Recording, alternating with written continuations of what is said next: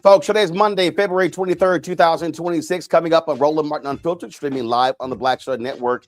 A Georgia community is mourning the loss of a beloved black teacher. That black teacher, folks, was killed during a federal immigration ICE raid. We'll give you more details. A black mother in Michigan is saying that her son was killed execution style by Grand Rapids, Michigan police. We'll show you that video as well. California Governor Gavin Newsom getting lots of criticism over a remark he made to an audience in Atlanta dealing with his dyslexia and his SAT score. Well, people assume that because it was Atlanta, it was a black audience. It wasn't. People say it was a racist comment. I will explain why it wasn't. Following the Supreme Court's ruling against Trump's tariffs, Senate Democratic leaders have proposed a new bill requiring those funds to be repaid. Ohio Governor Mike DeWine all of a sudden criticizes Donald Trump, the attempt to end temporary protected status for Haitian immigrants, and how it's going to hurt his state. But now you speak up. And we continue to honor the life and legacy of Reverend Jesse Jackson Sr. Tonight we'll talk with talk show host Gary Flowers, who spent a number of years working for Rainbow Push. It's time to bring the funk on Roland Martin Unfiltered on the Black Star Network. Let's go. He's got whatever the miss, he's on it. Whatever it is, he's got the scoop, the fact, the find. And when it breaks, he's right on time and it's rolling. Best believe he's knowing. Putting it down from sports to news to politics. With entertainment just for kicks, he's rolling.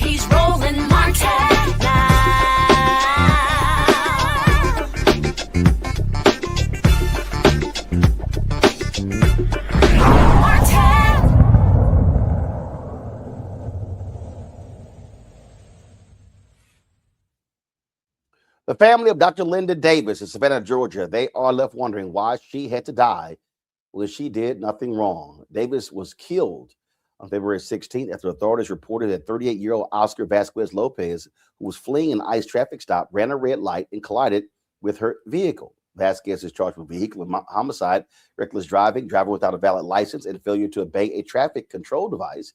Now local leaders are questioning ICE enforcement tactics, highlighting that the Chatham County Police Department adheres to strict pursuit policies, suggesting that better coordination could have prevented this tragedy. ICE operates under the Department of Homeland Security. The most recent publicly available Department of Homeland Security Emergency Driving Handbook from 2012 states that federal officers must notify federal dispatch and their supervisor when initiating a stop or pursuit. However, there's no obligation to inform local law enforcement in advance. According to the DHS handbook, there are two classifications of vehicle pursuits: low-risk pursuits involving less severe crimes, where officers believe the chase can be conducted safely and at reasonable speeds, plus high-risk pursuits pertaining to serious or violent crimes where the suspect poses a greater threat necessitating immediate capture that must clearly outweigh the potential danger to the public.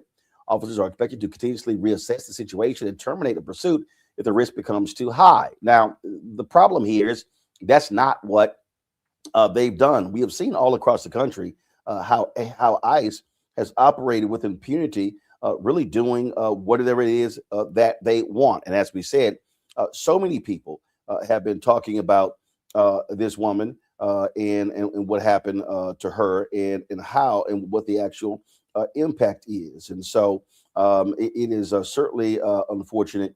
She was a dedicated K through 8 teacher, beloved in the community. And again, so many people there are talking about who she was and what she meant to the community. This here is this here is a local news story that was run on. That's right. And has K through 8 confirming that Dr. Linda Davis was killed in a car wreck just blocks from the school at Whitfield Avenue. The cause, a man without legal status fleeing a traffic stop with immigration's enforcement. WJCL 22 News' Lydia Blackstone is live now. And Lydia, tell us more about how this crash happened. Good evening, Greg and Shannon. The Department of Homeland Services says that a man was fleeing ICE officials when he ran a red light and took an illegal U-turn right here. This is the exit you would take when going onto the Truman Parkway. It was then that he hit and killed a Chatham County educator. Broken glass and bent car frames being taken off the roadways in Chatham County after an early morning crash. The deceased, a beloved special education teacher, Dr. Linda Davis, who worked less than a mile away at Hess K through 8. While students were out for President's Day, Monday was a work day for teachers like Dr. Davis. The school responding, releasing a statement saying, "We should all expect and try to understand that there will be a variety of emotions and responses as to what has occurred. The most important thing we can do is to be supportive and encourage an open expression of feelings." As for what led up to it, police say ICE officers initially attempted a traffic stop of 38-year-old Oscar Vasquez Lopez. The Department of Homeland Security says he was initially stopped, then sped away, running a red light and making an illegal U-turn, which caused the deadly collision. DHS releasing this photo, saying he was in the country illegally from Guatemala. Vasquez Lopez has been charged with reckless driving, driving without a valid license, vehicular homicide, and other offenses. ICE policy says in regards to a situation like this, ICE officials use reasonable and necessary force when someone resists arrest. ICE officers and agents prioritize safety, including the safety of the people that they arrest, and are highly trained in de-escalation. Vasquez Lopez is currently in custody in the hospital. Authorities say he did not suffer serious injuries in the crash. Bring my panel right now, Dr. Ame Congo, being a senior professor of lecture, School of International Service, American University, author of Lies About Black People, How to Combat Racism, joining us from D.C. Thelma Anderson, creator, The Public Opinion Court, and author, Shut Up and Prosecute. Attorney A. Scott Bolden, who joins us now, attorney from Washington, D.C. as well. Glad to have all three of y'all here. Let's get right into it. Scott, I want to start with you. Obviously, this is highly unfortunate, what we saw take place here. But the fundamental problem that we're facing here, Scott, that we're really dealing with, the actions of ICE and how they operate with impunity and how these officers really just frankly do whatever it is the hell they want. And then the PR on it from Department of Homeland Security is that they're well trained and they're well trained in de-escalation. Well, that's just complete bullshit, and we've seen it over and over again.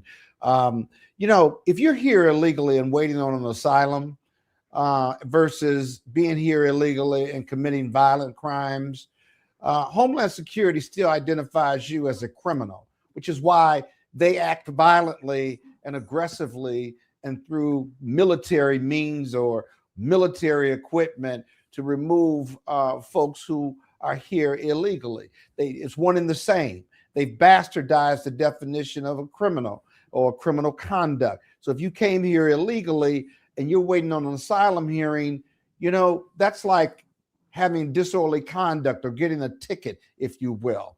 That really is. That's really all it is. And so they're working. They may have a green card, social security number, what have you, but they're paying taxes and they're waiting on their asylum hearing. That does not equate to a rapist or a murderer. And so when you have these high pursuits, most urban centers, police don't really even pursue high speed chases because of how dangerous they are, unless it's a violent crime or they're trying to protect the public or yourself. Someone fleeing ICE because they're here illegally just doesn't cut the mustard, not even under DHS rules. Absolutely. It is, you know, Thelma, it's really rough to sit here and as you look at this story, and you know, and here was just a woman just trying to mind her business. This is a photo that was disseminated again of just a beloved educator. Everything we've read about her, and again, she's no longer with us. And we've done these stories so many times when these officers are pursuing someone and they move with reckless abandon as if someone else cannot be killed. And we've seen way too many stories in Houston and other places where there have been deadly pursuits. Okay.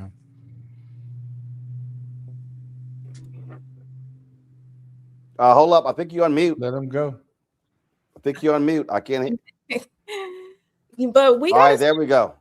We got to start calling this particular stop what it is. It's a civil, it's not criminal.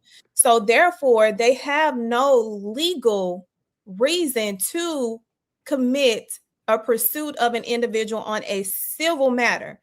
Anything that is immigration related, when it comes to the status of an individual, that's a civil, not criminal matter.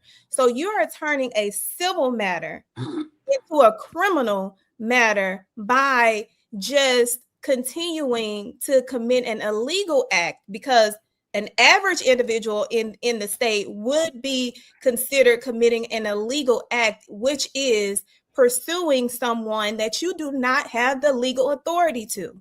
ICE does not have the legal authority to pursue anyone in a vehicle, and especially put other individuals who are on the road in danger.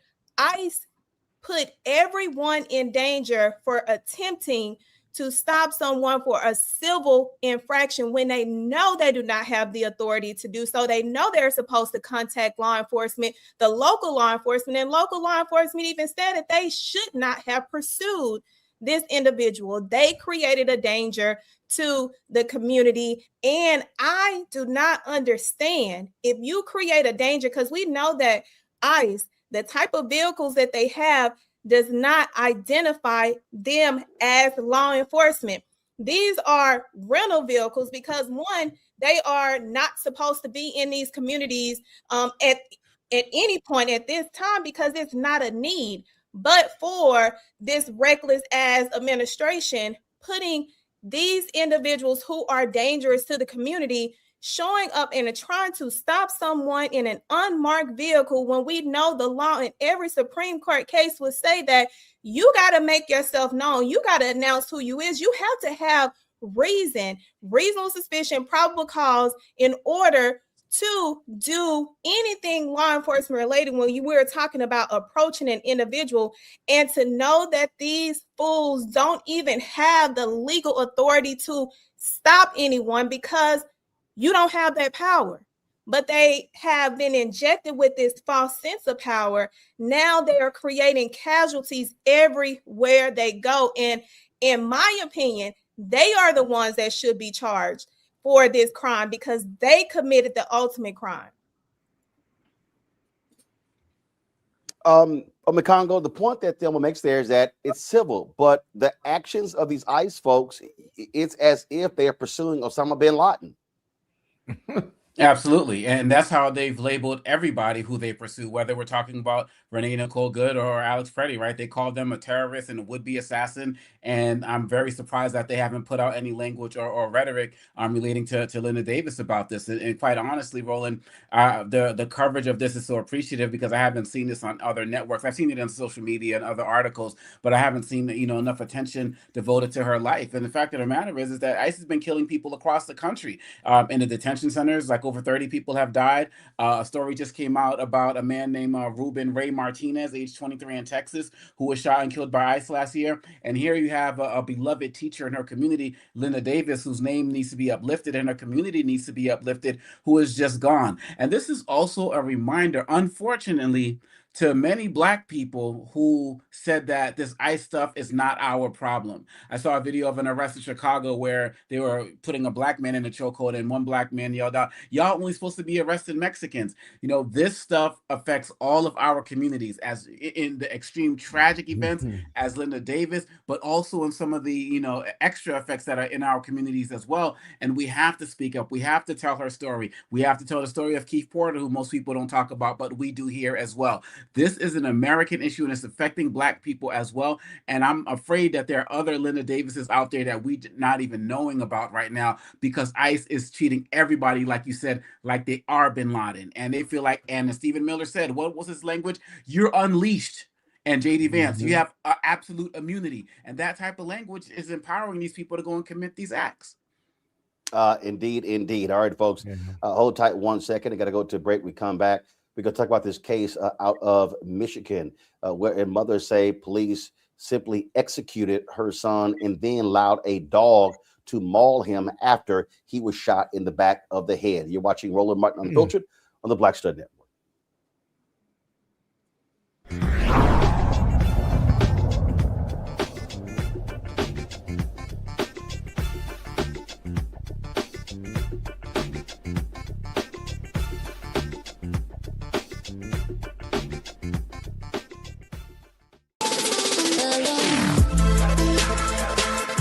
Hey y'all, welcome to The Other Side of Change, only on the Black Star Network and hosted by myself, Rhea Baker, and my good sis, Jamira Burley.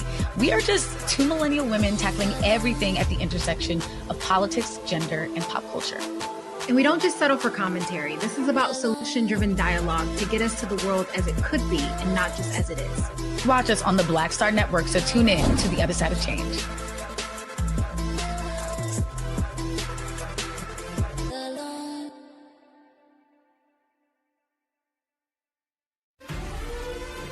Violent white supremacy is, quote, the most persistent and lethal threat in the homeland. The greatest terrorist threat to the homeland is the homegrown violence stream, including hate crime committed on behalf of some kind of white supremacist ideology. They are coming after everything in Black America. MAGA and Donald Trump are specifically targeting Black America. They are going after the money. Attack Black Lives Matter.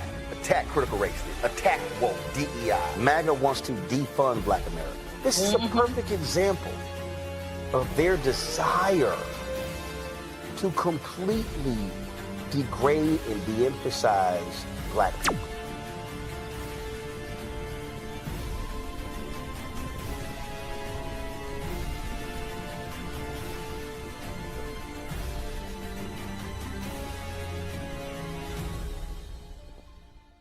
What's up? It's your girl, Tamika D. Mallory, and you are watching the Black Star Network.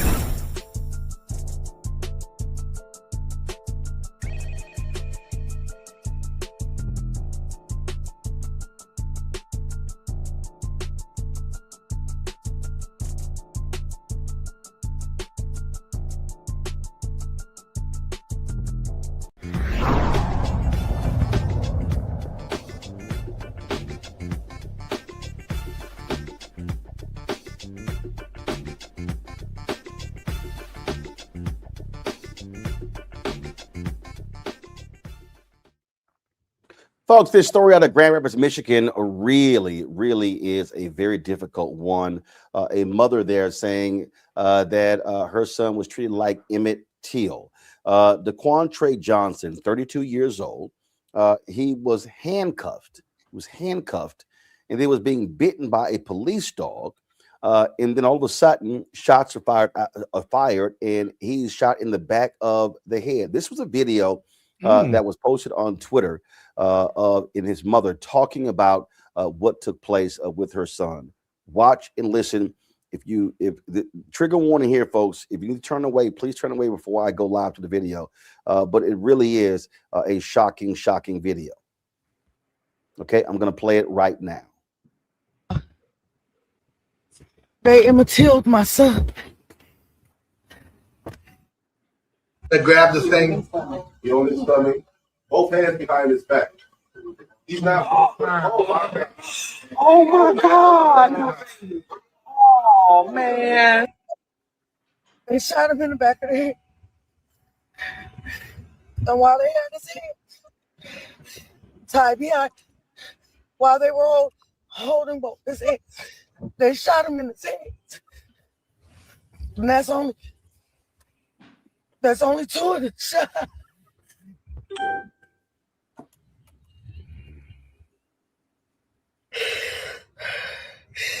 They executed my baby. They held his hands behind his back. So what you see on the news, when you see the officer, not the one that was straddling him, that shot him in the back of the head, but the one holding the gun, that's the one that shot him in his hands while his partner was shooting him in the back of his head, y'all. No mother. Now, earlier today, there was a news conference that took place, and she spoke out about what took place with this shooting. Michigan Live actually live streamed this here, and so I wanted to share this with you as well. Today, I pray to God that we all stand together finally and get justice for this community and make a change in our city so that our grandkids and our great grandkids have an extended life. I also want to let the community know I thank them for their support. I do, however, want to reiterate that I do not condone any type of violence, not even to the officer who shot my son in the back of the head. Okay? So if you're gonna protest, please make it peaceful. Because if you can't do it peacefully, please don't march at this time and say that you're doing it on behalf of my son. Because I can't get justice if we're being violent too. Okay? So I need the community to know I want you to show up and show out, but we got to show out in the right way. Because the only way we can make a difference is if we stop acting the way they want us to. I'm a little numb. So if I'm not crying, it doesn't mean I'm not hurt. So I'm not standing here with my strength right now. I'm standing here with the strength of God. Because at 11 o'clock today, the Lord met me right where I was in that funeral home.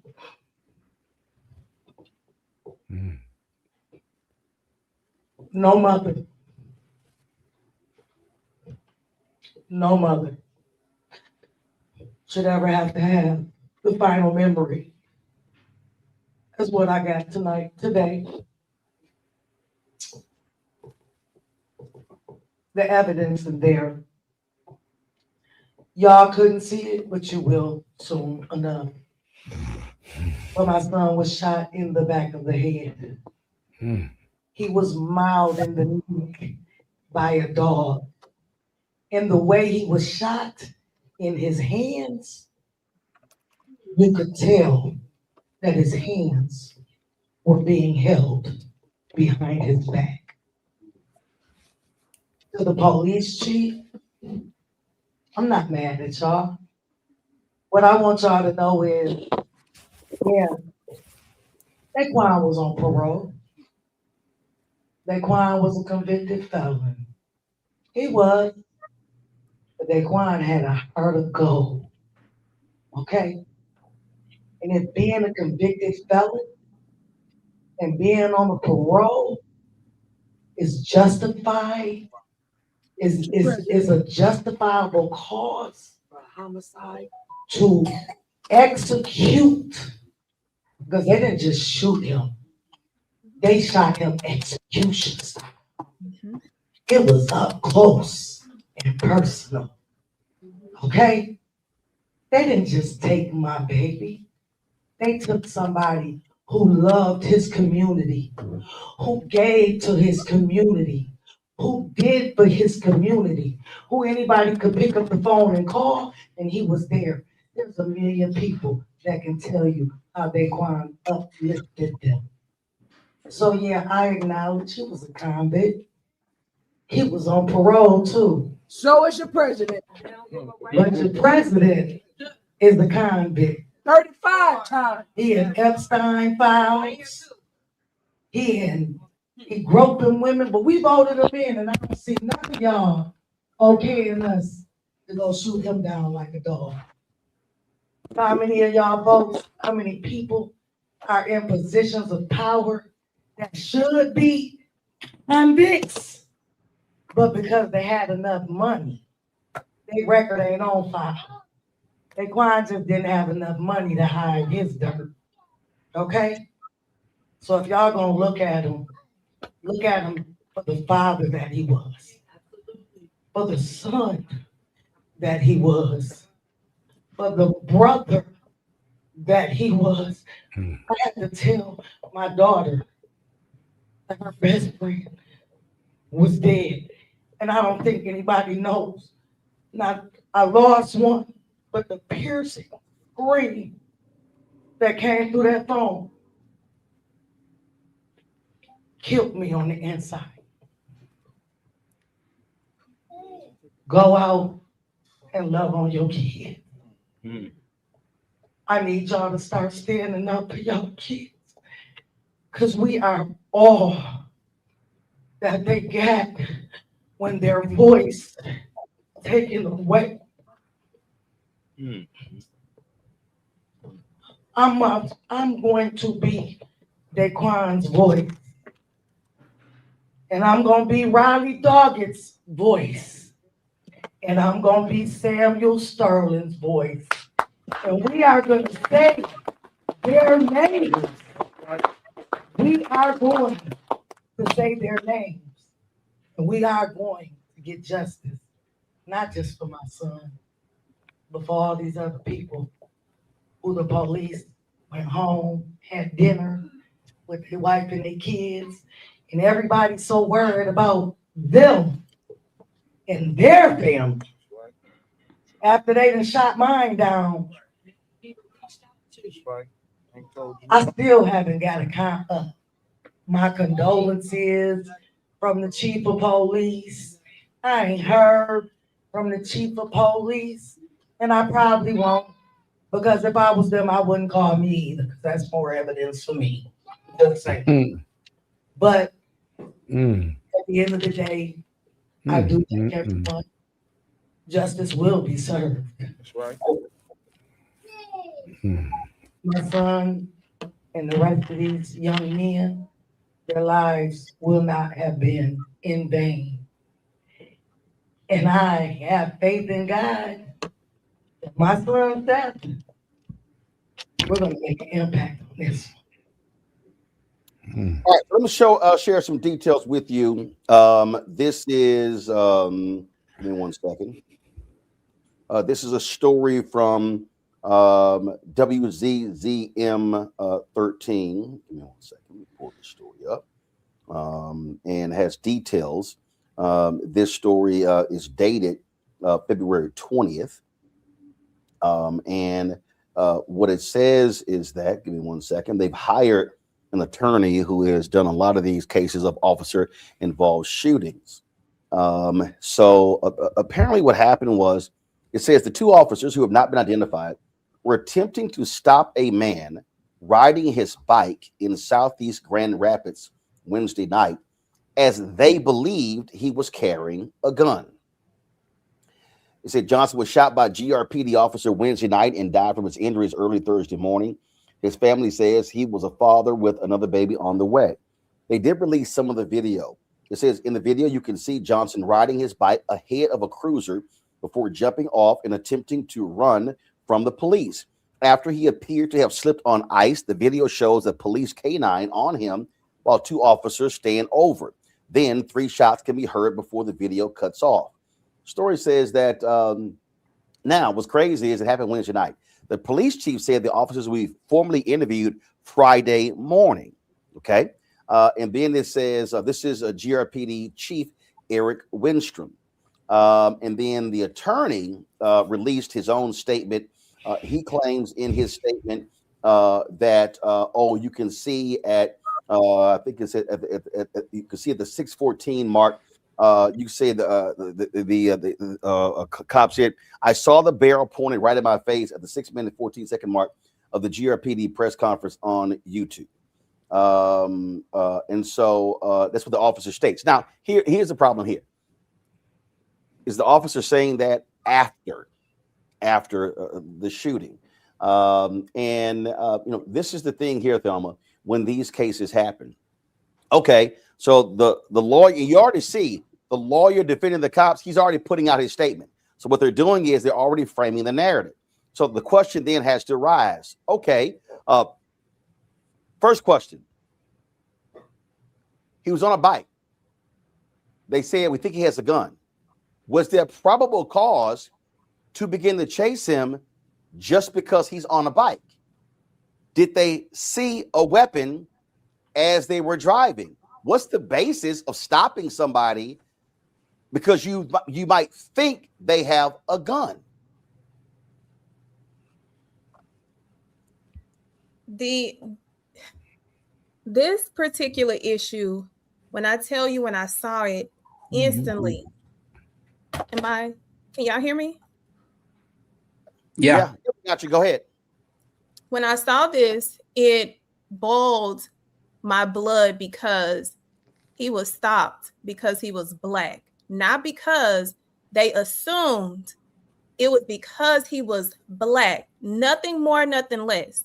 And the one thing that I want to take people on is a breakdown of what the law is, because we have a new standard.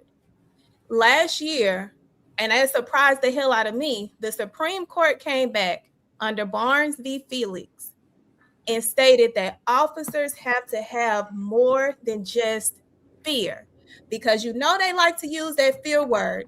That is the best, that is their favorite word. They know how to spell it, they know how to recite it, they know how to scream it, shout it, lie on it.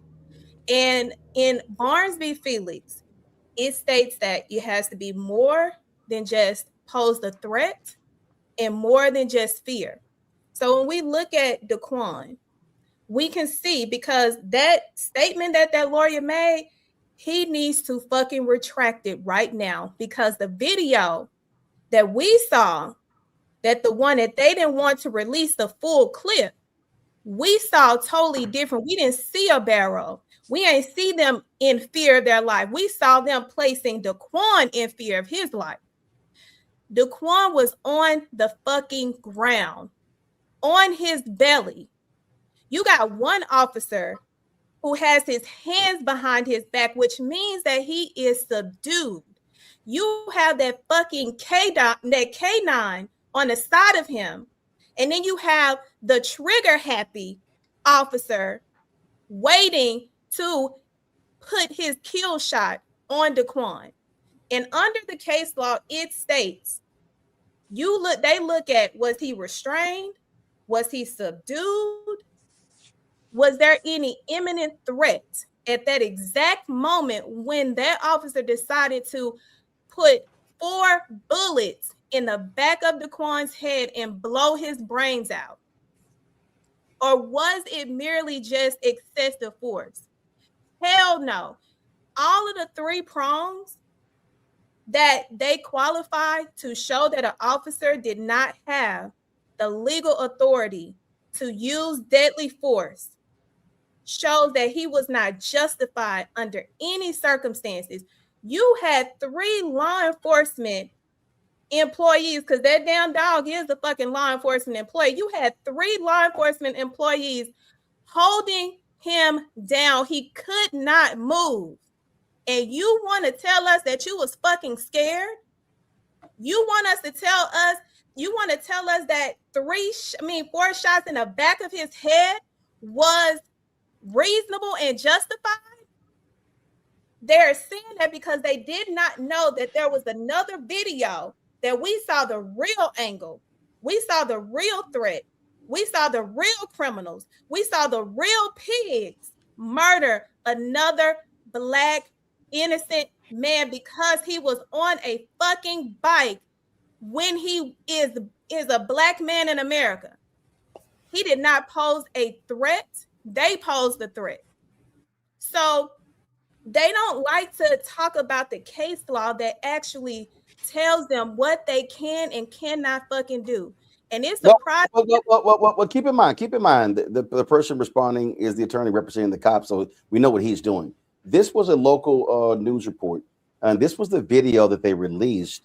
And when you see this came from video, one officer, that's the canine officer. So in the first video, you do see from his body camera of him driving in the cruiser, and then as they approach the scene at that apartment where those shots were eventually fired. The second video is from the car's perspective, dash cam of that. You see a wide shot of the interaction of the officers, but you can't see clearly whether or not Daquan Johnson actually pulled out a gun, although you can hear officers say that he has a gun moments before the fire. Okay, hey, sorry, I don't know if you missed that because of that motorcycle that just came by. But as I was saying, you don't know exactly whether those shots were actually, or whether the man actually had a gun in the video itself. You hear officers saying that. We also asked Chief Windstrom why they were pursuing him in the first place, because they estimate that chase where Johnson was on a happened for about 90 seconds before they stopped at that apartment complex. He did share with us that he was on parole. Well, see, like this just there's certainly other legal reasons to stop that individual, but thought he had a gun. The radio traffic that we're familiar with, that he was suspected of having a gun.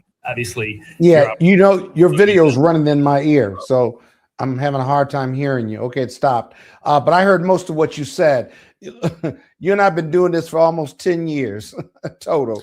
And the video is unbelievable in the sense that they didn't see a gun until they realized he had one. And then that became the narrative, that he had a gun. When they found the gun on him, then they said, well, he had a gun. That's first time I threw on a poncho shirt. So that's the first thing. The second of all, he's down.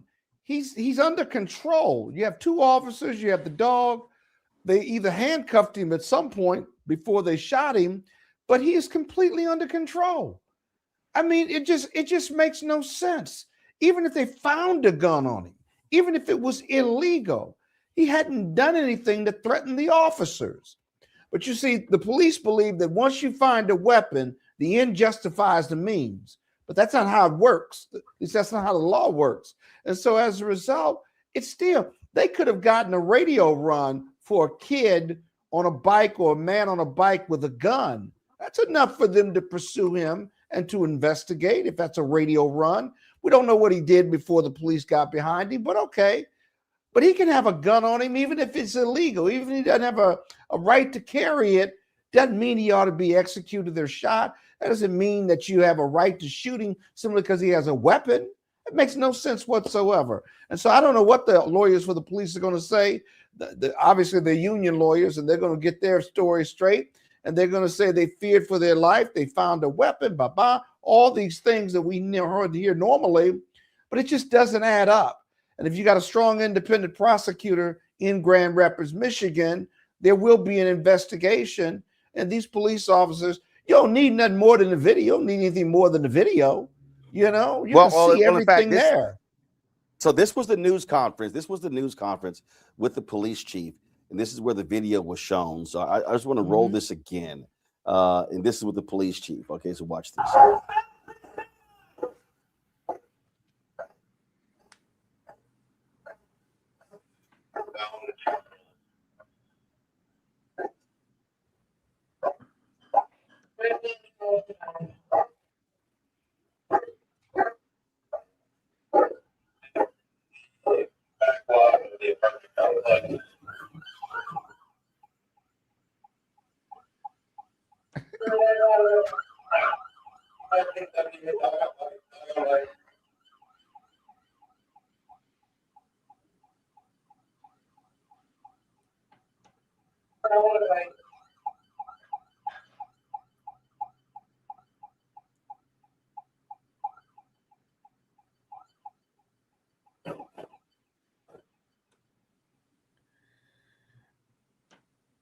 So what?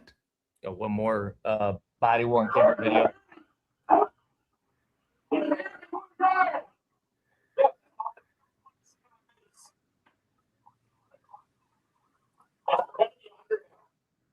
That was for moments after the shooting.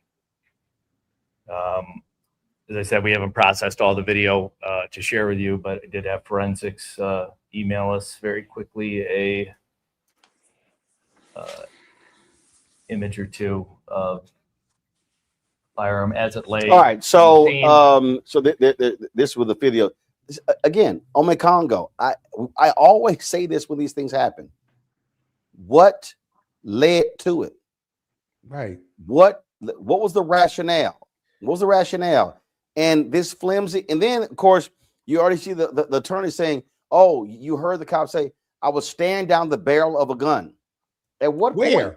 Because right. we used now there was a point when I saw what appeared to be, again, when he sort of got up, it looked like he reaches to his right side, but again, all of a sudden the dog is on top of him. Now he's face down. Here's what now they got to explain. How do you have two cops and a canine on top of a man and you end up firing shots in the back of his head? He's subdued. So you got to deal with two things. The first, why were you pursuing? What was the basis? And then how do you have a canine and two cops on top of a man and then you get shots fired in the back of the head? And that's what makes it sketchy from the jump, because if they had video evidence showing what he was doing in the beginning that led to the pursuit, they would have released that ASAP. They would have released that before any real investigation was done, because they would obviously try to get the community on their side, the Fox Newses of the world. But they're not showing any of that. They're leading up to this particular moment with nothing to show in advance of that. So that's when I get concern, number one. And then number two, like you said, he's already down. You already have the dog on him. Unless your intention was to execute this individual, that's the only reason I can see that what they want, why they did it. Did they know him from somewhere other time? Do they hate him? Do they just feel like, hey, this is Trump, we can get away with anything? We need to know more about these officers. We need to know more about their background. And quite honestly, I want to take it back to the mother when we first started. It's very frustrating to see mother after mother, father after father, sibling after sibling have to compose themselves in the face of executions that are broadcast around the world of their own relative, particularly their own children. And we always have to be the ones to forgive. We always have to be the ones to not call for violence. And of course, we should not call for violence, of course. But the onus is always put on us to be graceful and be dignified, while these officers get to make up any type of story, get all of this time to get their story straight, and do what they can to justify the execution of a man who was mauled and then shot in the back of the head. And that's what we have to keep bringing it back to. Just like the mother said, back of the head, shot, period, bottom line. And it doesn't matter. There's nothing he was doing before. As Scott was saying, there was nothing he was doing beforehand that could have justified anything that they did to him. And that's why this story has to stay in the news the way that we are keeping it in the news, not by the narrative that they're setting. Yeah, Roland, one other thing with the video, real quick. Hold on. I do want us to, I want to remind y'all that it was 4 years ago in Grand Rapids, Michigan, where Officer Christopher Scher, after a traffic stop, shot Patrick Lyoa in the back of the head. That officer was convicted. We covered that story. We detailed what actually happened. And this was, give me 1 second. I'm setting it up. And again, same thing. He gets pulled over. Because of, just give me a second. According to Winstrom, it began with the traffic stop over a mismatched license plate, although it's unclear why the officer decided to scan Lyoya's car. Dash camera video shows the officer pull Lyoya over near the intersection of Nelson and Griggs on the city's southeast side when both he and Lyoya get out. Dude, I'm stopping you. Do you have a license? Do you have a license? What? The officer's body camera video goes on to show the two talk for a few minutes. Leoya looks confused while the officer tells him the reason behind the stop. He then opens his door to get his license, but never does, and instead appears to try and walk away. No. Stop. Put your hands up. The officer is seen then grabbing his wrist, but Leoya pulls away and runs. From there, video shows the officer tackling Leoya to the ground. There's a struggle. The two then stand up and move down the street, with the officer repeatedly asking Leoya to stop resisting as he responds, "Okay." But the officer instead pulls out his taser and uses it at least twice over the next roughly 90 seconds as Leoya attempts to stop him from doing so. Video shot by the person Leoya was with at the time captures the officer yell to drop the taser. Moments later, the officer is seen pulling out his gun and shooting Leoya in the head. Winstrom says it's unknown if Leoya getting a hold of the taser is enough to justify the officer's use of deadly force. The short answer is it Unbelievable. can be. So a You're taser still in is my not ear. per se.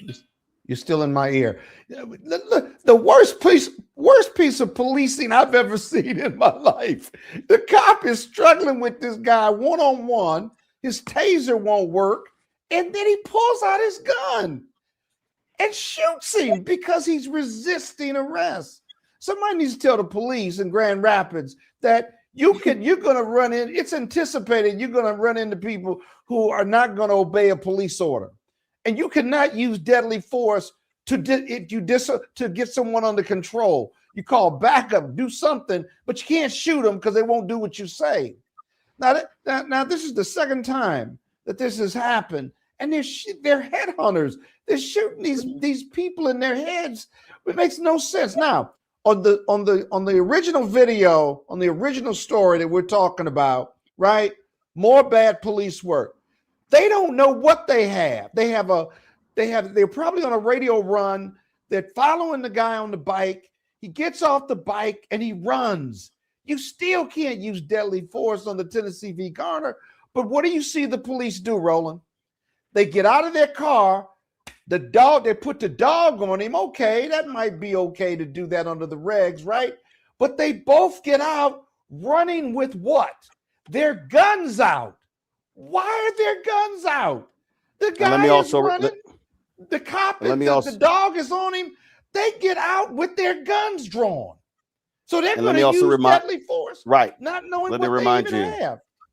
And let me remind you, Christopher Scher, it was a hung jury, and prosecutors opted not to try him. So there was no justice in the shooting death of Patrick Leoya. And we'll see what happens in this case, this current case in Grand Rapids as well. So again, the Leoya shooting took place April 2022. This took place February 2026. All right, folks, got to go to, yes, real quick. Let me add this because I think this is a perfect moment, especially with the recent Supreme Court case, that we're talking about the future of the Democratic Party, especially going into who's going to be the presidential nominee. We got to start asking them, and not asking, but demanding that police immunity be taken away. Not only just police immunity, but prosecutorial immunity and judge immunity, because this has got to stop.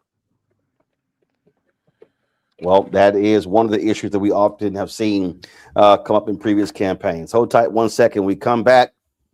California Governor Gavin Newsom, he's in Atlanta. He makes a statement. Folks in social media going crazy, say, oh my God, he was racist talking to black people. But was he talking to black people? And what he had to say, was it racist? I say no, and I will explain. When we come back, Roland Martin Unfiltered on the Black Star Network. Support the work that we do. Join our Bring the Funk fan club. Hey, guys, this is real simple. We cannot depend on other people telling our story. It's critically important that we support and invest in. We do not charge a subscription fee for you to get this content. We purposely make this content free and widely available on YouTube, on Facebook, on our app. But your support really is needed. Again, if 20,000 of our fans on an annual basis contribute $50 each, that's $4.19 a month, 13 cents a day. It raises $1 million. That helps you defray the cost of what we do. Listen, this is a 2-hour show. We've got Brittany Noble's daily noon show. We've got Balanced Living show. We've got of course a history show, the Black Table. We got the Other Side of Change. We've got a weekly health show. We've got Roland's Book Club. Y'all, that's 6 shows. We are producing more. Let me be real clear. We are producing this show and this network. We are producing more content on a daily and a weekly basis than any other Black-owned media company. Just straight up. The amount of content, interviews, and news that we're doing. And so, again, your support is needed. A lot of y'all are watching. A lot of y'all been watching. Y'all commenting in the chat, but you haven't supported us financially. Well, guess what? If you don't support us financially, ain't no show, and ain't no show for you to sit in and support. Hit the like button is great, but guess what? Those resources matter. What we do costs $195,000 a month. So the money that we raise defrays the cost of what we're able to generate through third-party advertising, our YouTube channel. Your donations are really that important. We've had 37,179 total donors since we launched September 4th, 2018, and you should be one of the folks to get your name on that list, which we run every Friday. So you want to support us via Cash App, use the Stripe QR code. All you got to do is click the Cash App Pay button to contribute. You can also use this for credit cards, checks and money order. Make it payable to Roland Martin Unfiltered, P.O. Box 57196, Washington, D.C., 20037-0196. PayPal's R Martin Unfiltered, Venmo RM Unfiltered, Zelle Roland at RolandSMartin.com, Roland at RolandandMartinUnfiltered.com. We'll be right back.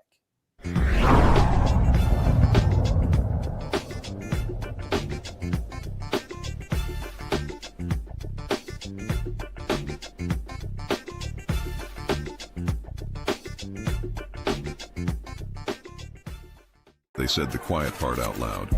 Black votes are a threat, so they erased them.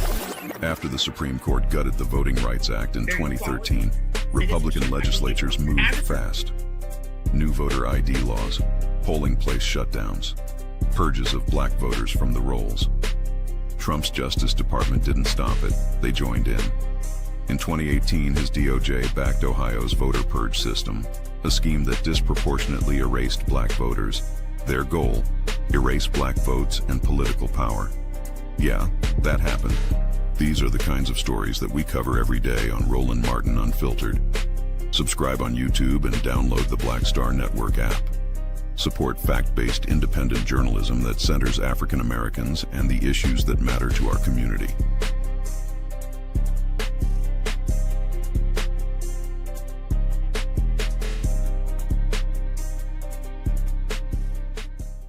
If in this country right now, you have people get up in the morning and the only thing they can think about is how many people they can hurt, and they got the power, that's the time for mourning. For better or worse, what makes America special, it's that legal system that's supposed to protect minorities from the tyranny of the majority. We are at a point of a moral emergency. We must raise a voice of outrage. We must raise a voice of compassion. And we must raise a voice of unity. We are not in a crisis of party versus party. We are in a crisis of civilization, a human rights crisis, and a crisis of democracy itself. And guess what? You've been chosen to make sure that those that would destroy, those that would hate, don't have the final say, and they don't ultimately win. Hatred on the streets, a horrific scene, a white nationalist rally that descended into deadly violence. White people are losing their damn minds. As an angry pro-Trump mob storms the U.S. Capitol, we've seen We're about to see the rise of what I call white minority resistance. We have seen white folks in this country who simply cannot tolerate black folks voting. I think what we're seeing is the inevitable result of violent denial. This is part of American history. Every time that people of color have made progress, whether real or symbolic, there has been what Carol Anderson at Emory University calls white rage as a backlash. This is the rise of the Proud Boys and the Boogaloo Boys. America, there's going to be more of this. Here's all the Proud Boys, guys. This country is getting increasingly racist in its behaviors and its attitudes because of the fear of white people. The fear that they're taking our jobs, they're taking our resources, they're taking our women. This is white fear.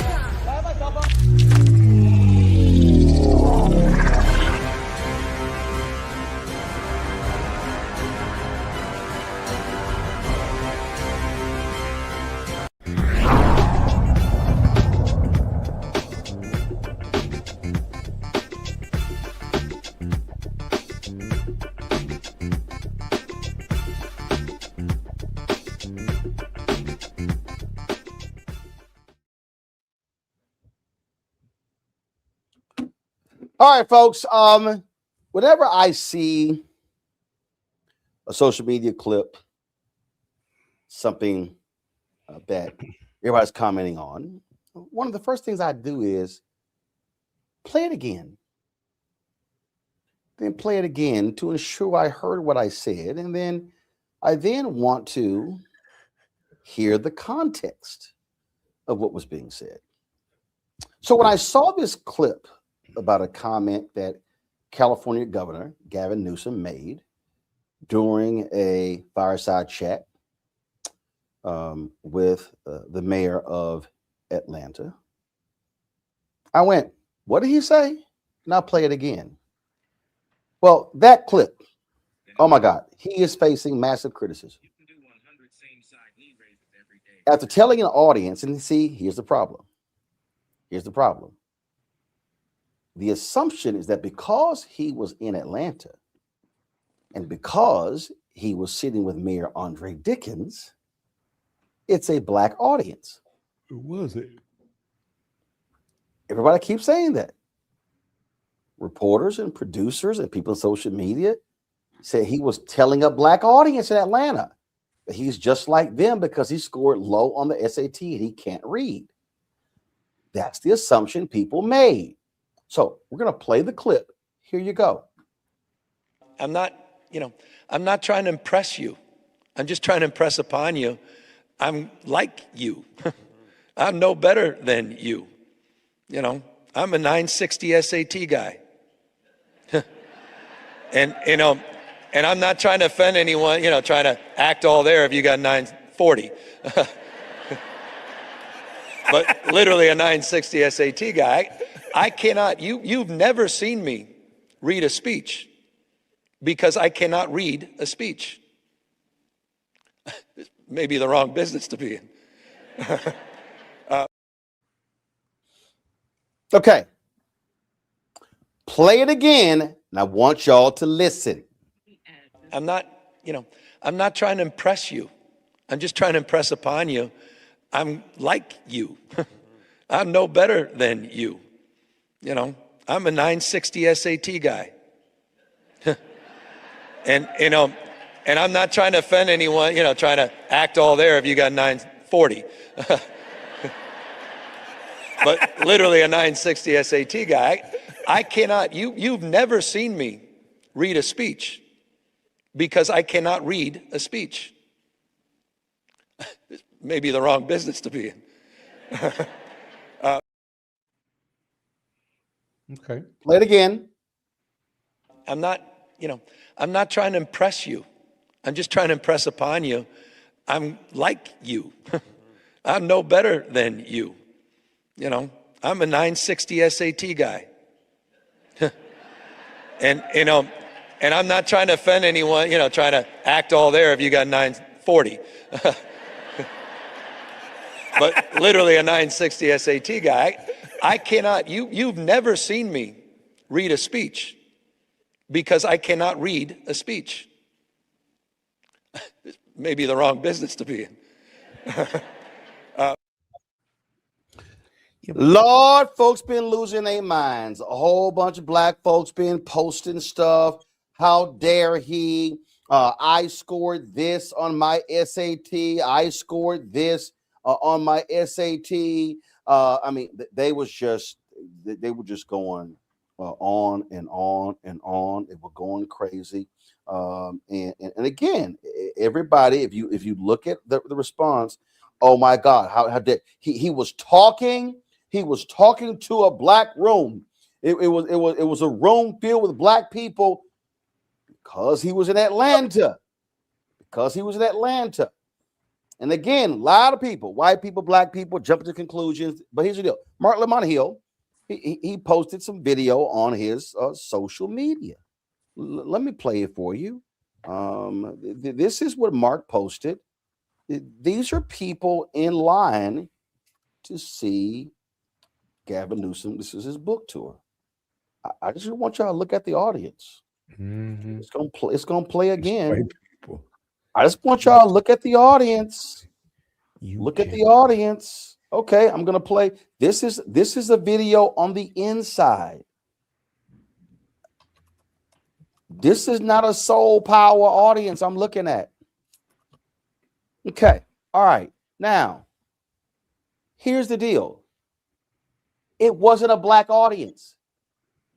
So if you are a social media person or a media person and you immediately jump to the conclusion that because Gavin Newsom was in Atlanta, can I help y'all out? Atlanta is not 100% black. Hello. Atlanta is not 50% black. In fact, because of the population shift to outer counties, Atlanta is actually no longer majority black. There are white people in Atlanta.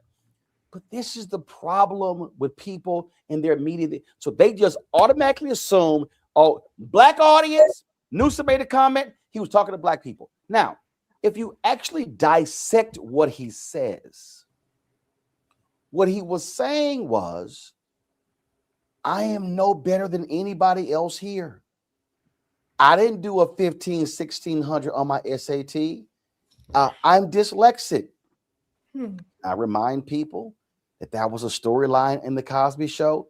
Bill Cosby's actual son, Ennis, was dyslexic, and that became a thing on the Cosby Show. Theo Huxtable talked about dyslexia. So here's the piece. So when he says, I'm just like everybody else, he wasn't being demeaning, saying, guess what? I'm dumb just like y'all dumb. I can't read like y'all can't read. The problem, all these people who are responding, and I've seen, oh my God, black folks, progressive, white folks, even some on the right. Now, the crazy thing is, I've seen some white conservatives go, that's not what Newsom said. People say, man, I disagree with Newsom on everything, but that's not what he said. Y'all, nuance matters. So if you listen to what he says, he's using an example by saying, listen, I'm not some hoity-toity, A student. I didn't kill it. He's like, I'm a regular person. That's literally what he was saying. But this is what happens, though. So the mistake is for people to automatically assume he was talking to a room full of black people. So I'll just give an example. Imagine if I was giving a speech in Des Moines, Iowa, and I have the NAACP Freedom Fund dinner. So let's say I gave a speech and someone says, oh my God, did you hear what Roland Martin said to that nearly all white audience? Well, if you never see the audience, there are no pictures or video, then you don't actually know who I was talking to. Context matters.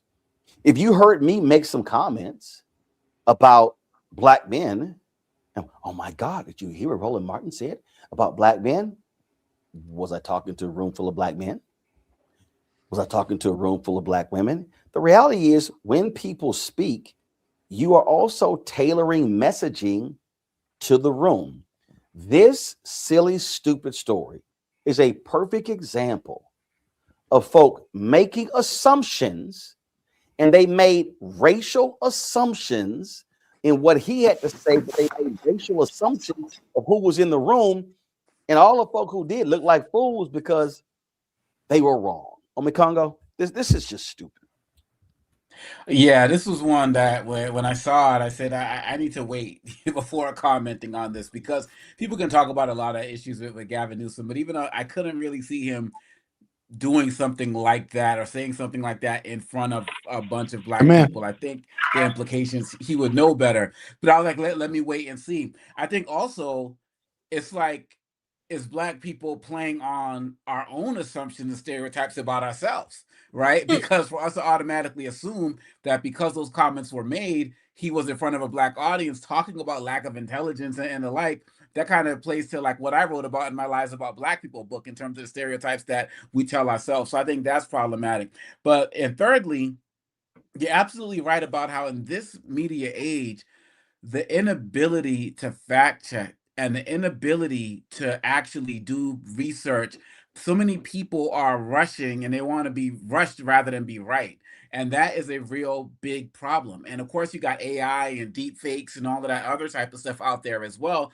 But this is just like basic journalism 101 as it relates to the research. People can talk about the comments, whether they're inappropriate, but to say that it was all black people and you ain't seen who was there, that's a problem. And so I think this is a good opportunity for a relatively light example, given all the other stuff that's going on, for all of us who are in this space to do a little bit of a reset in how we process information, how quick we are to share information, and how quick many of us are to not do our fact checks. I think this is a great example of that, and the way you're breaking it down and what Mark Lamont Hill did as well is extremely necessary, and more of us need to be doing that before we jump to conclusions. Oh, absolutely. Thelma, I'm going to pull up this tweet here. This is hilarious. Give me a second. Don't tell me it's No. This is hilarious. So let's see here. Do I have it ready? I think I do. So Sean Hannity goes, Gavin Newsom thinks a 960 SAT makes him like Black Americans. Let that sink in. Well, Gavin Newsom did not waste any time responding back. He said, you didn't give a shit about the president of the United States of America posting an ape video of President Obama or calling African nations shitholes, but you're going to call me racist for talking about my lifelong struggle with dyslexia? Spare me your fake fucking outrage, Sean. Well, Roland, you should hear. Hold on. No, hold on, Scott. That was for Thelma. Hold on, Scott. Hold on. That was for Thelma. One thing about Gavin is he's going to clear it every fucking time. And the thing that I see when we're talking about outrage, and I need Black people to read the fucking room. And well, we saw that they didn't read the fucking room, but read the damn social media room. If the people in the fucking room, I'm talking about the big people that was in the fucking room, did not come out and say a goddamn thing about what he said. Why are you letting MAGA and its bots rile you up? We're sitting, this man was sitting on stage. Y'all are mad that he's talking about his mediocre test scores. Yes, a white man being mediocre is normal in this country. He's telling you about a disorder that is authentic because it's relatable to other individuals who struggle. Everybody is not the brightest bulb in the fucking ceiling. You don't have to, he literally is telling you, you do not have to have the best test score to be a governor or hell, to be the fucking president. We all have struggles. We all can relate to each other in some way, shape, form, or fashion. Everybody is not going to be at the top. So prepare yourself based off of where you are, and you can too get to wherever your heart desires.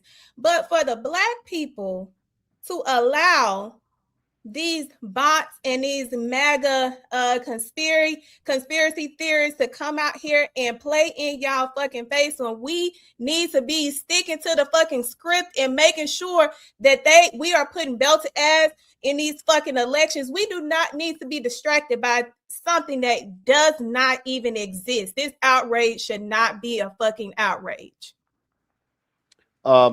nuance and context is kind of important, Scott. Yeah, but you should see the texts I'm getting while I'm doing your show from people with law degrees, MBAs, who are following this narrative that Newsom, people you and I know that are following this narrative. You know, I'm texting them saying, watch Roland Martin show right now. Watch it right now. It was a white audience. When he said you, he was talking to an audience full of white people, and he was using the euphemism you generally, not you individually, not you black people, not even you white people, that you, I'm like you, the common man. I'm no brilliant scientist or neurologist of some kind. My goodness, I got that part.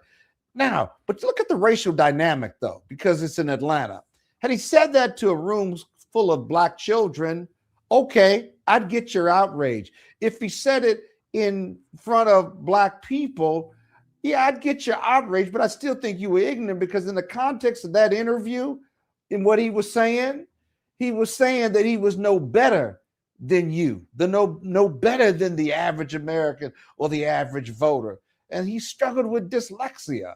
My goodness gracious. But you see, social media, there's no filter, and there's not a whole lot of intelligence either. So hopefully you got a couple more views from your I just think friends. Again, they're people with degrees are putting it out there. That's the danger of it. It's because, and again, this is the mistake. It's because they're like, oh, Gavin Newsom was in Atlanta, had to be a room full of black people. No, it was a room full of white people.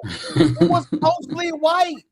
Now, maybe what y'all should be asking is, damn, Gavin Newsom on a book tour and goes to Atlanta, and damn near nobody black was there. That's a different story. Exactly. But also, when a person, this is the problem that people, when a person is talking, again, a person can say something like, hey, man, I ain't no better than y'all. I'm not no better than y'all. Right. That's not like, y'all, I made 960, so y'all did too. No, it's a statement.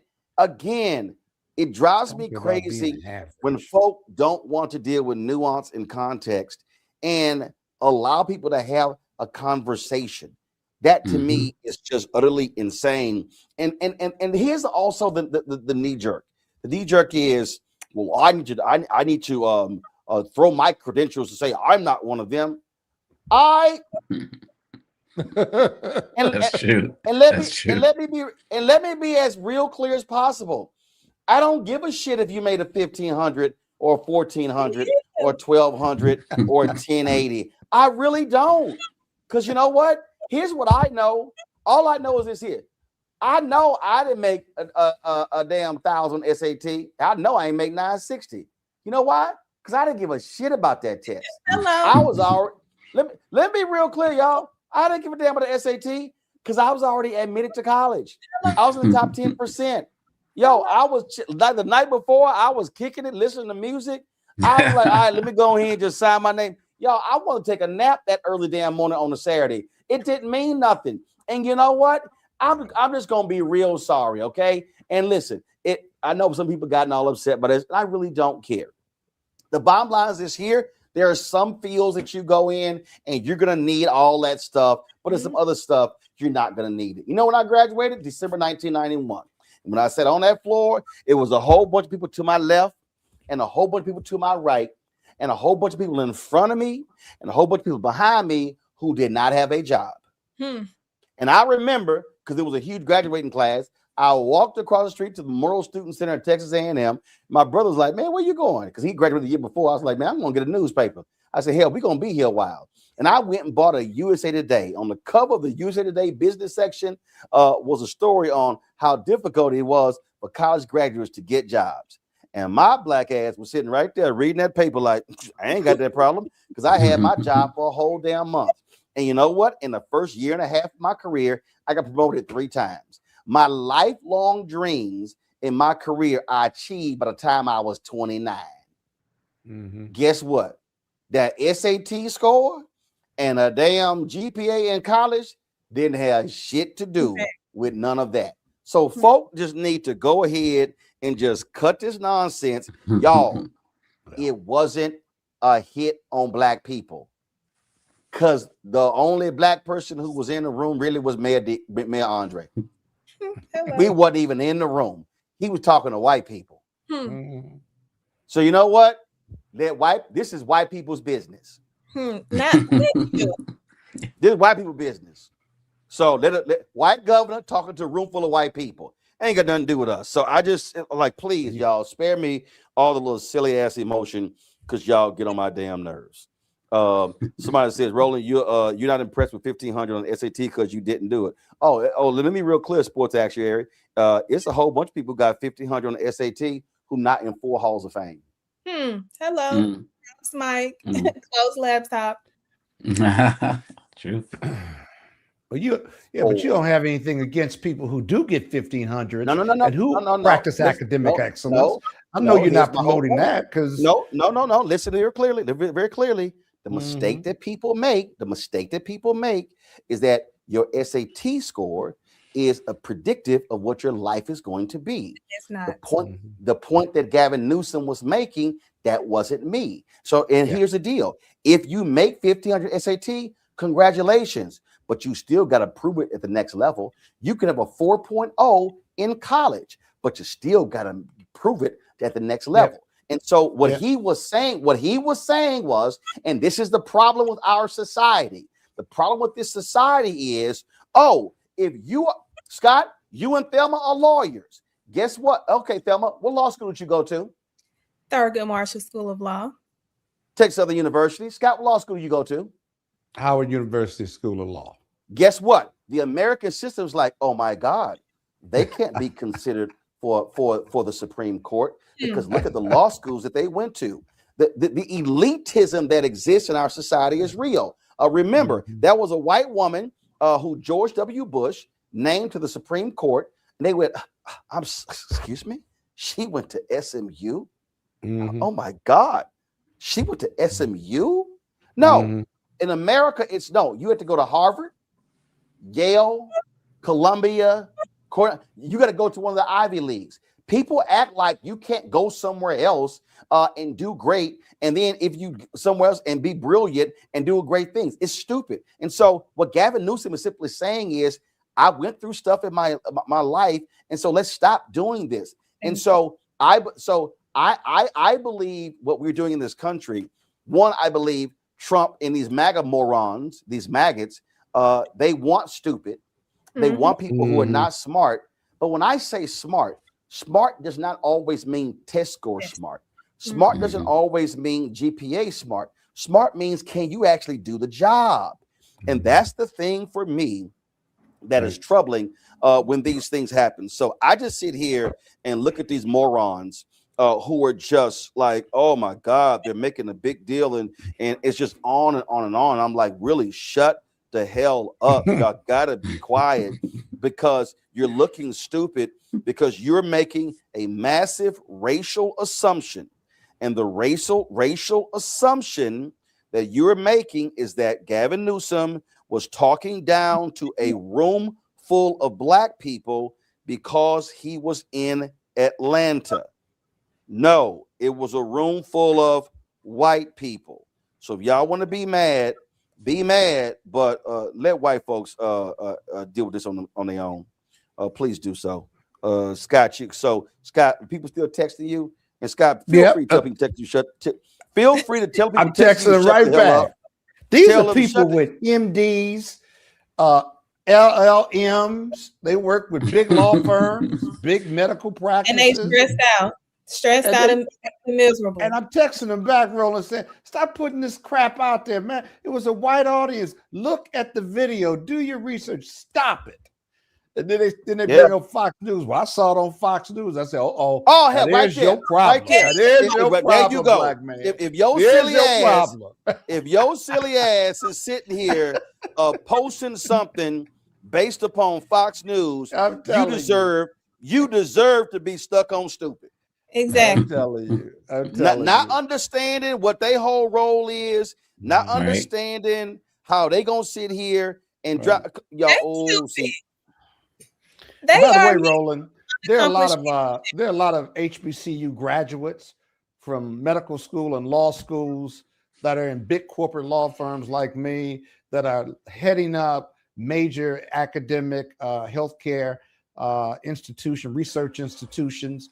In fact, the new president of Morehouse College ran the health sciences large group at University of Michigan, and he was a Morehouse graduate. So that's a whole nother show you can do on historical Black college graduates who are leading in probably every field of human endeavor without having gone to Harvard or Yale or Stanford.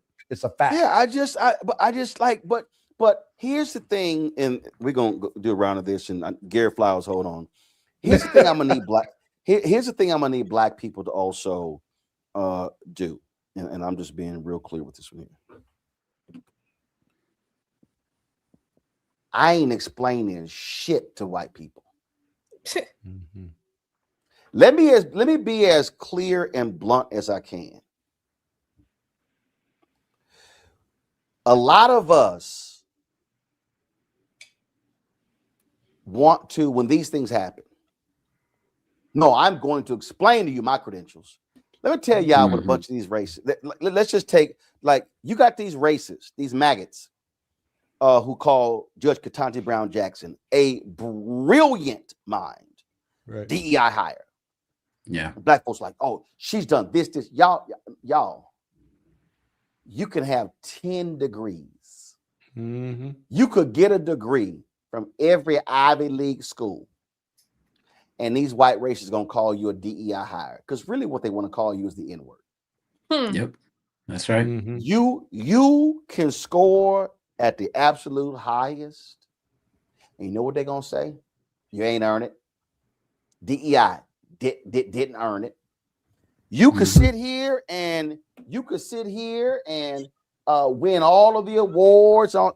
They gonna sit here and show their ass, because what their desire is to diminish you because of race. And so what happens is the knee-jerk reaction is, I have to, no, I'm going to tell you all that I've done. They can kiss my ass. Same. When I was at Texas A&M, you hear from affirmative action. And you probably got in because your mom and your daddy. Kiss my ass. Y'all, I'm not letting these I am not defending nothing to these fools. I ain't defending nothing. That was a student who made this comment to my niece, and hell, it was a really stupid comment. It was a really stupid comment, and questioning something about academia. And the reality is this here: as they say in basketball, ball don't lie.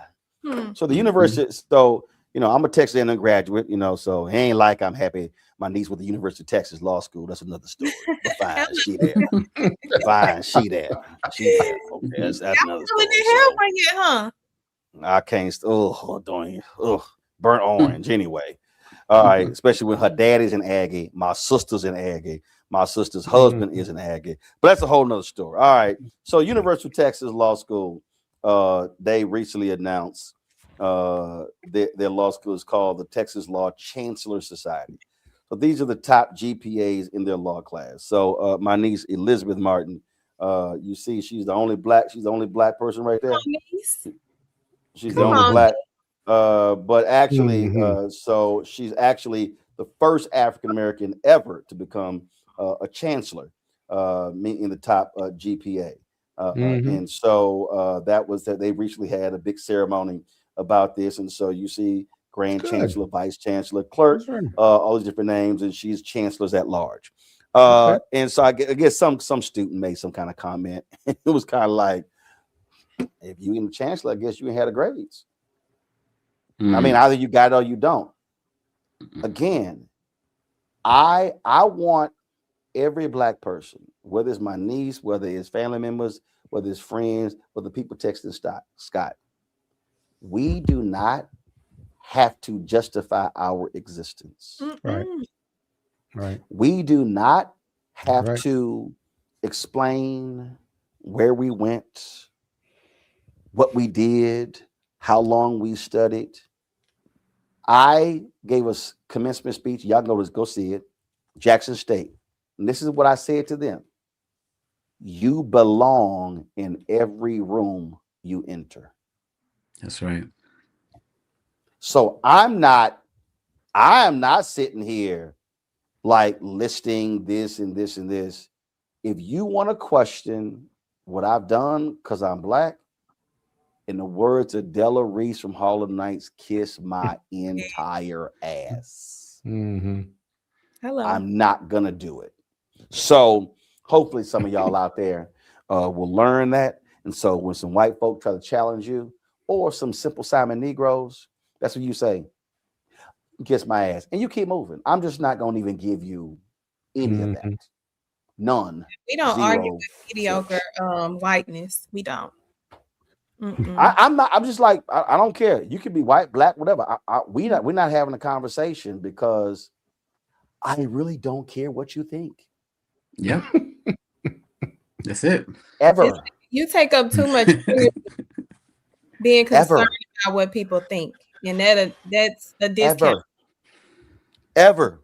I do not care what the hell they think. Ever.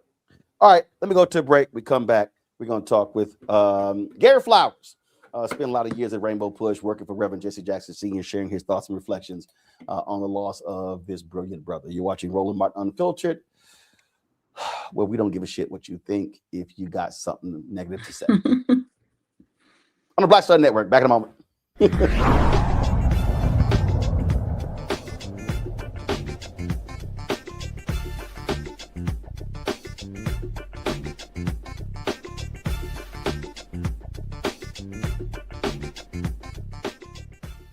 They said the quiet part out loud. Black votes are a threat, so they erased them. After the Supreme Court gutted the Voting Rights Act in 2013, Republican legislatures moved fast. New voter ID laws, polling place shutdowns, purges of black voters from the rolls. Trump's Justice Department didn't stop it, they joined in. In 2018, his DOJ backed Ohio's voter purge system, a scheme that disproportionately erased black voters. Their goal, erase black votes and political power. Yeah, that happened. These are the kinds of stories that we cover every day on Roland Martin Unfiltered. Subscribe on YouTube and download the Black Star Network app. Support fact-based independent journalism that centers African Americans and the issues that matter to our community.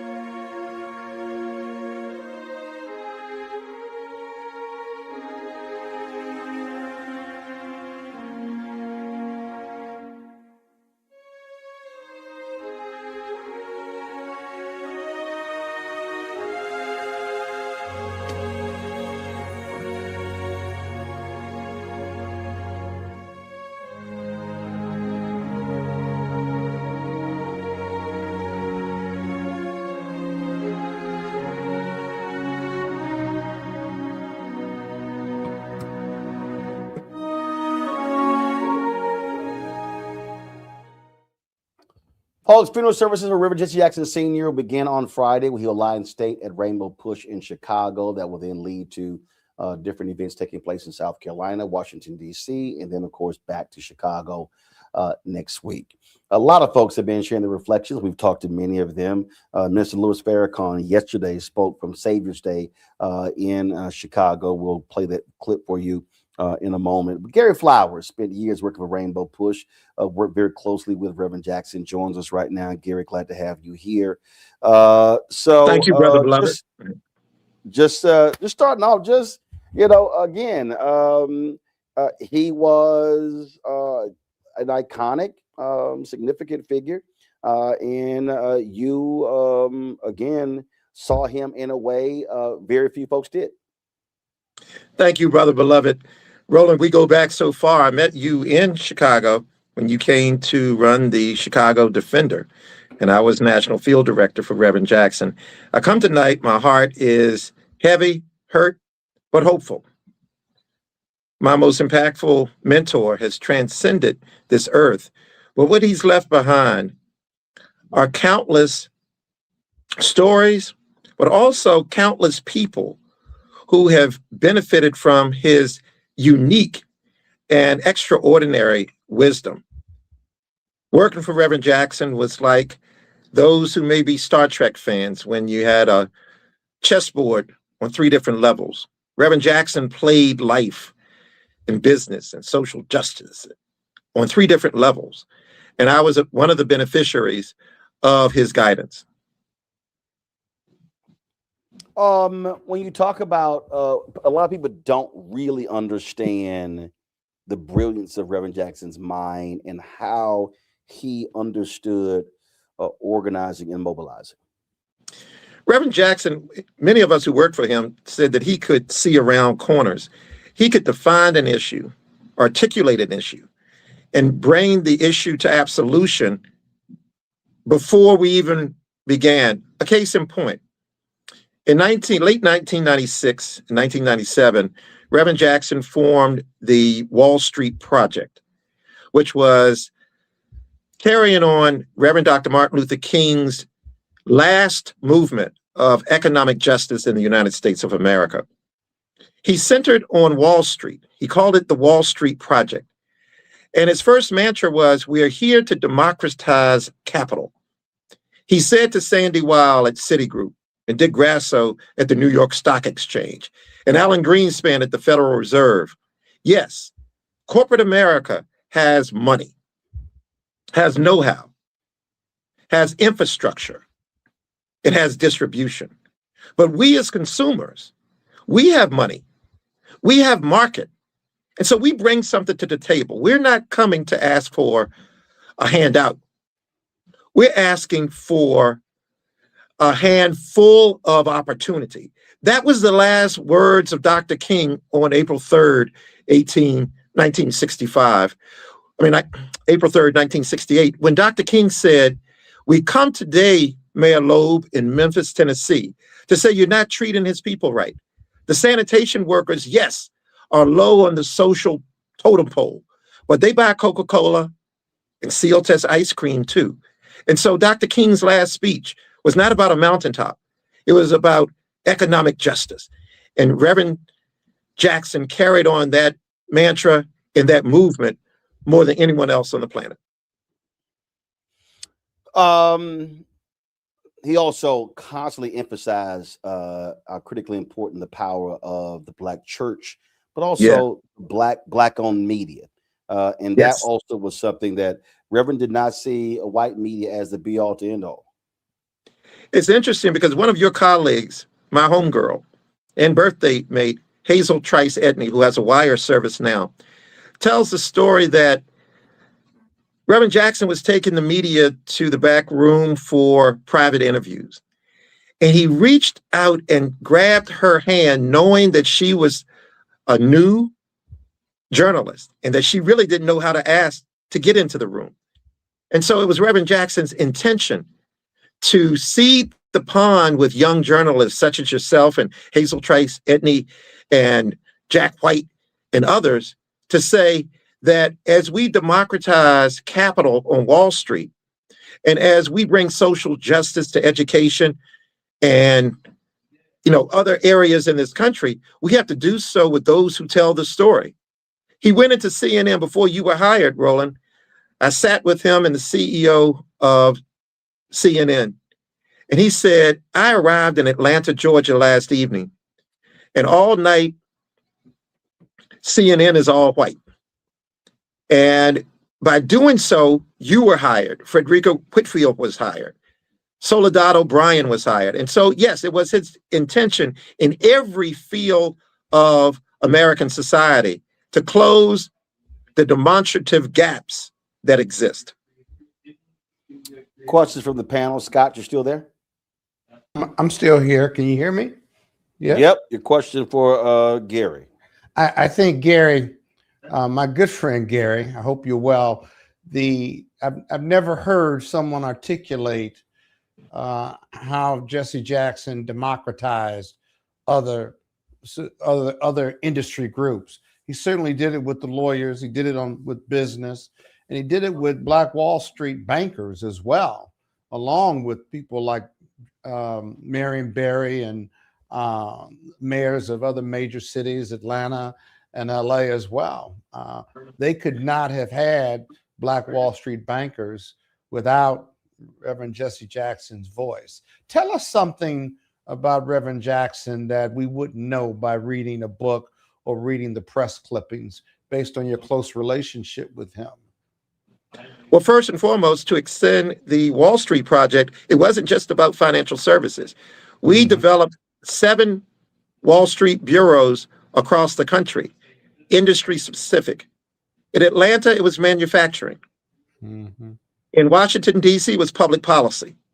Yeah. In Cleveland, manufacturing and financial services. In Detroit, automotive. In Los Angeles, entertainment. And in Houston, energy. And we surveyed Fortune 50 corporations and asked them, how diverse is your board of directors? How diverse are your top executives? What vendors do you currently pay that are women or people of color? And where those gaps existed, we filled the gap. For instance, John Deere in the year 2000, since 1837, had never had a Black franchisee owner. When we showed up, they hired former Congressman Julius Caesar Watts, J.C. Watts, but he was backed by white entrepreneurs. He wasn't a Black firm. The first fully Black-owned John Deere dealership was in Richmond, Virginia by Ed McCoy. He now owns 9. Reverend Jackson would make the corollary to the sports field. He said, when the field is level and the rules are clear and public and the referees are not biased, we all can succeed.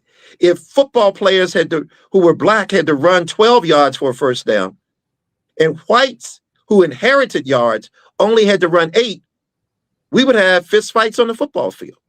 And so he equated that to American society. To your question of what might I share now that people don't know about Reverend Jackson, he was much more universalist than people give him credit.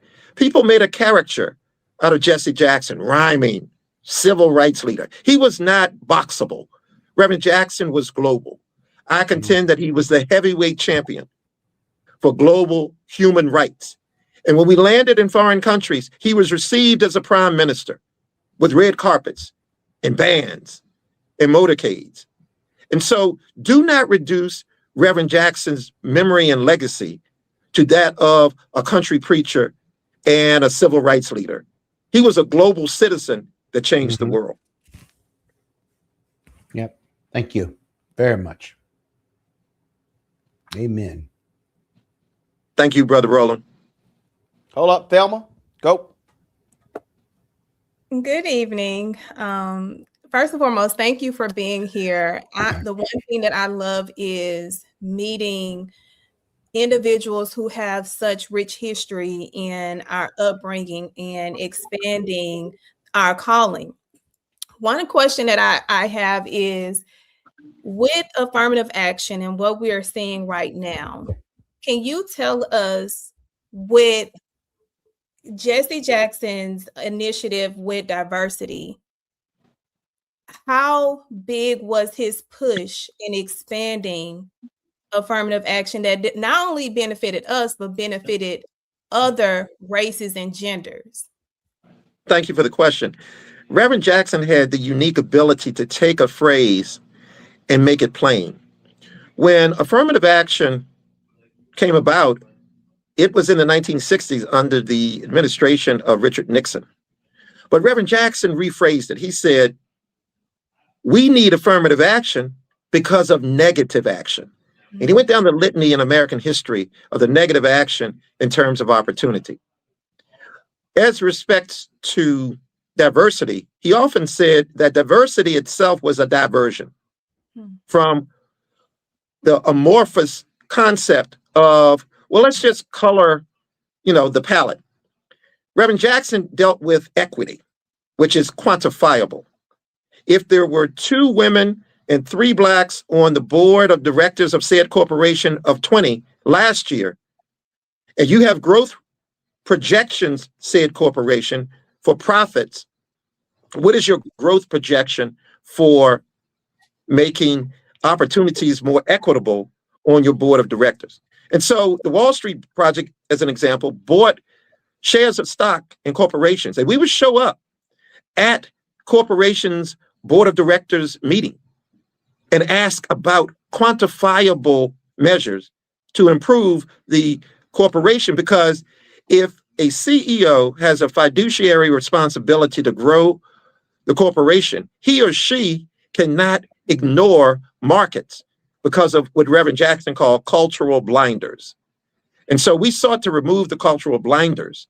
And as such, he moved from diversity as a diversion to equity. And his phrase that he said, inclusion leads to growth. Omekongo? Flowers, the question I have is, what are 1 or 2 things that you feel Reverend Jackson would be doing today if he was here right at the forefront, like he has been for decades? I'm thinking, the mobilization that he was involved in the 60s, 70s, 80s, 90s, all the way up until now. If he was here right now leading the movement in the ways that he did in years past, what are 2 things that you feel like he would do or say we do to challenge what's happening with this administration right now?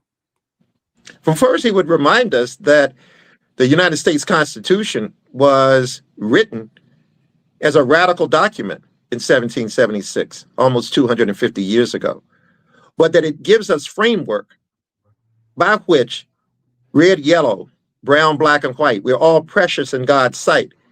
And so he would have been in Minneapolis.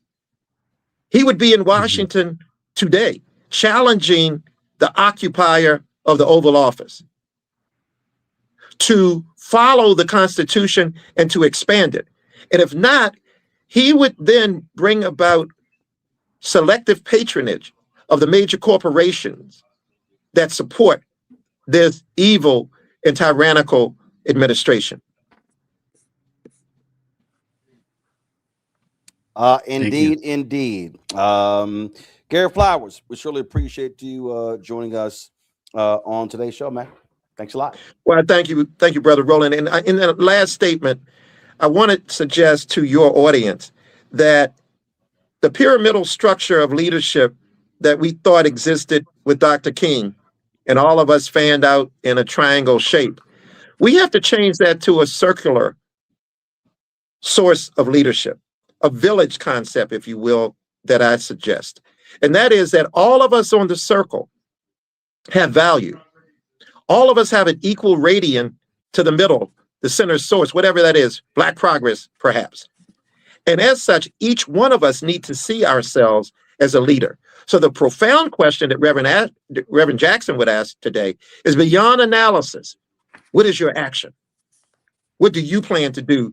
Don't look for your so-called leaders to lead you. You are a leader yourself. And that's why he often said, I am somebody.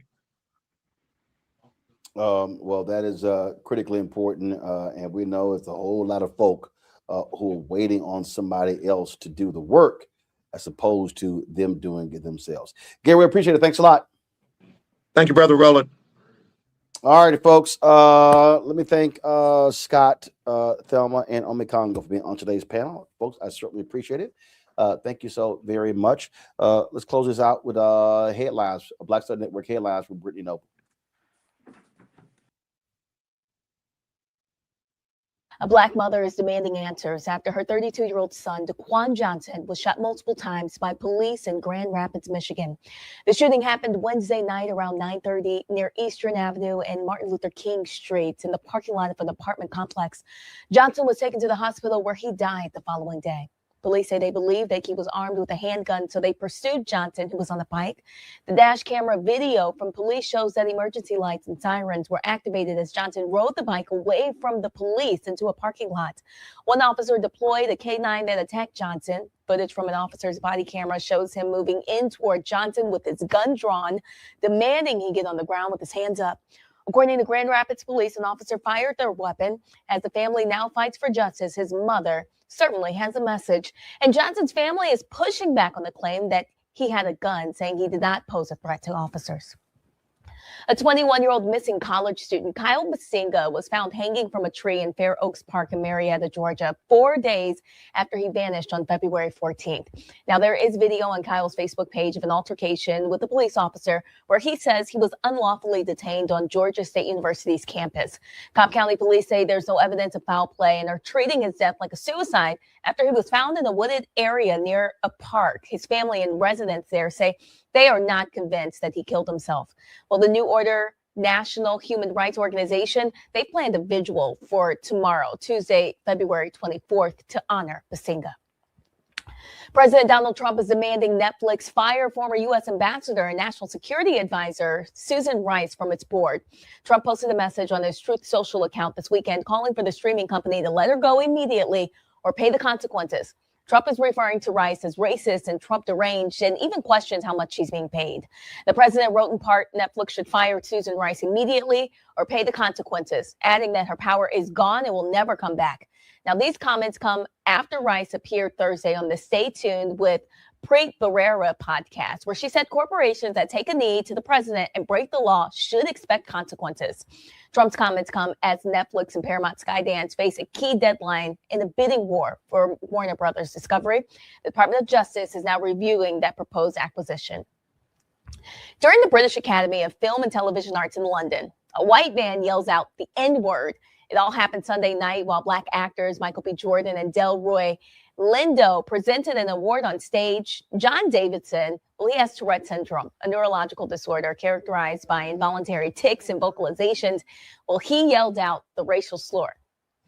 And Davidson, who has a long campaign for awareness of the condition, told CNN before the ceremony that he was worried about the involuntary tics. A Black actress is suing Harvard University's American Repertory Theater for racial discrimination and negligence. The lawsuit follows a 2025 production of The Odyssey. Nike Amoru alleges in the suit that the production caused 90% permanent hair loss. She says that an unqualified stylist installed tight, damaging extensions for her role, resulting in severe non-scarring alopecia, trauma, and lasting scalp damage. She accuses the theater of not properly caring for her hair. She talks briefly about how painful the experience was as going through the ordeal. She also says that due to the hairstyle, some follicles were left empty and minimal regrowth over the following year. So she says this incident has caused significant mental health struggles, including anxiety and trauma, Roland. All right, then.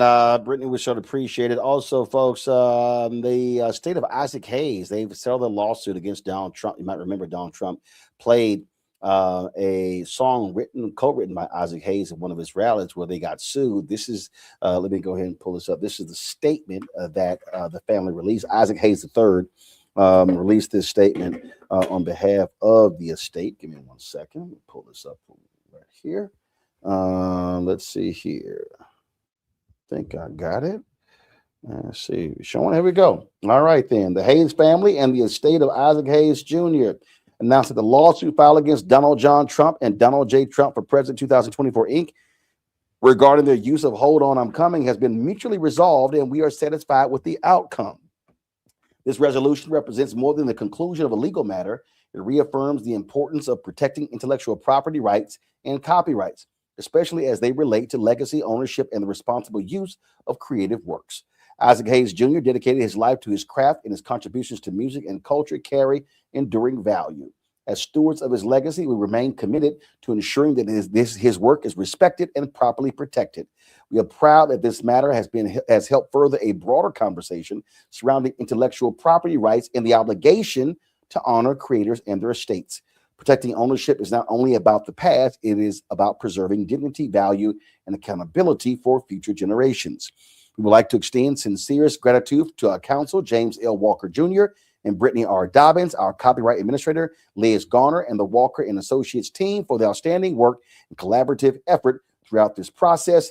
Their diligence, professionalism, and strategic guidance were instrumental in reaching this resolution. With appreciation, Isaac Hayes III, President of the estate of Isaac Hayes, President and CEO, Isaac Hayes Enterprises.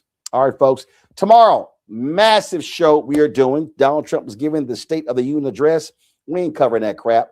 Tomorrow, folks, we're going to have the State of our Union. We have organized nearly 50 voices in labor, medicine, health, education, civil rights, voting rights, ministers, you name it. We have it tomorrow. We got a massive discussion. Remember last year, y'all, when we did this, we were number 5 on all of YouTube with 250,000 live viewers. We want to break that record.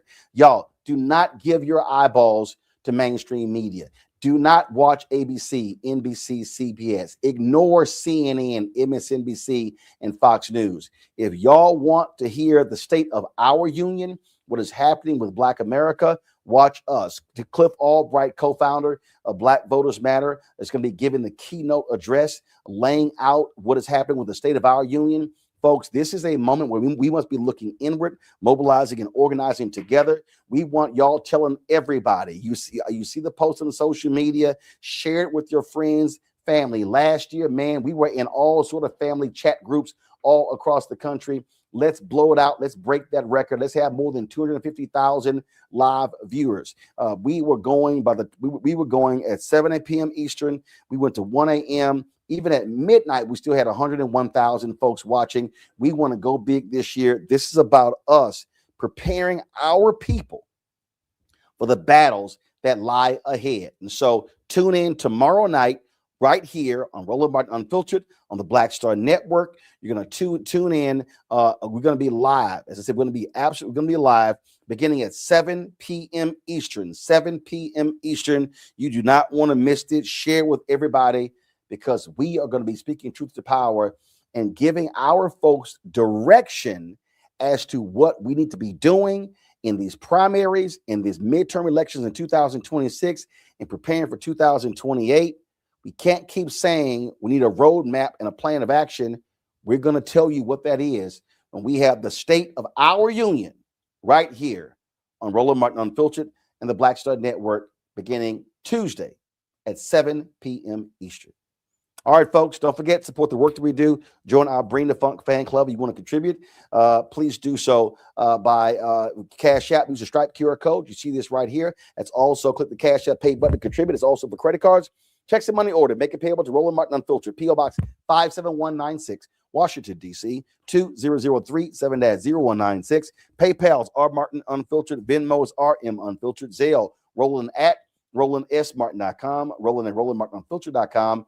Download the Black Star Network app, Apple phone, Apple TV, Android TV, Roku, Amazon Fire TV, Samsung Smart TV. Also, you want to get our Roland Martin Unfiltered Black Star Network swag, go to shopblackstarnetwork.com. T-shirts, mugs, wall art, you name it. We got all that stuff right there at shopblackstarnetwork.com. We also have a lot of Black-owned products all on the website. Folks, go there and you can support those companies. When you support those companies, you support the Black Star Network. And don't forget, download the app Fanbase. Check me out there at Roland S. Martin. All right, y'all. That's it. I'll see y'all tomorrow, 7 p.m. Eastern, right here. Roland Martin Unfiltered on the Black Star Network. Oh, shout out to Corinth Church. I had a fantastic time with Pastor Alan Patterson and the folks there. If y'all missed my speech yesterday, go to our YouTube channel or Black Star Network app. I spoke truth to power. And use 2 Samuel 23:11 as the basis of what I was speaking from. So you want to check that out. And so again, shout out to Corinth Church in Houston.